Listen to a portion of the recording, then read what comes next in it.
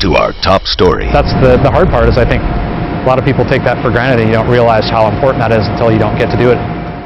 Kaine Horman's painful message that every parent can relate to about cherishing our kids, how his mission to find his son is expanded. What would you do if your child suddenly disappeared? Would you sit around just waiting for results? Or would you get out and do anything you possibly could legally to get them home? K2's Anna Canzano is here, and Anna, you spent a good portion of your day with Kaine today, and I think a lot of parents would agree that he's doing what a lot of parents would do. Absolutely. I mean, how hard would it be to just sit around and do nothing? You couldn't, again. And he'll be out again this weekend advocating for his kid and trying to keep Kyron top of mind.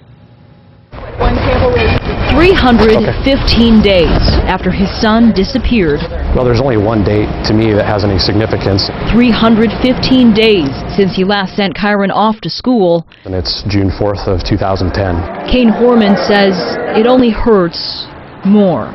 Every day after that is pretty much as painful as the one before it. It's why, in part, Horman stays busy with events like this at the Portland Expo Center. He'll be at Kid Fest and at the Portland Garage Show this weekend, reminding people to continue looking for his son. You know, it's just a dad and a mom that's lost their little boy. The organizer of the garage sale says giving Horman the platform here just made sense. I have two girls, and they mean the world to me. And to lose one of them would, you know, I can't even fathom what he's going through. Kaine's mission, obviously, is to find Kyron, but he says ultimately the goal of the foundation is evolving. They want to help find other kids, and it's why they're including information about other missing kids like Lindsey Baum from her Washington home when they go to events like Kids Fest.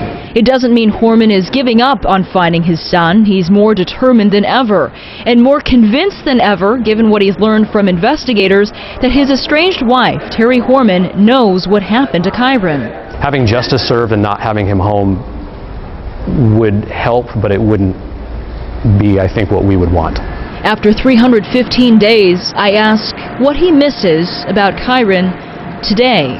That's been the hardest part of the whole thing, is just the simplest things.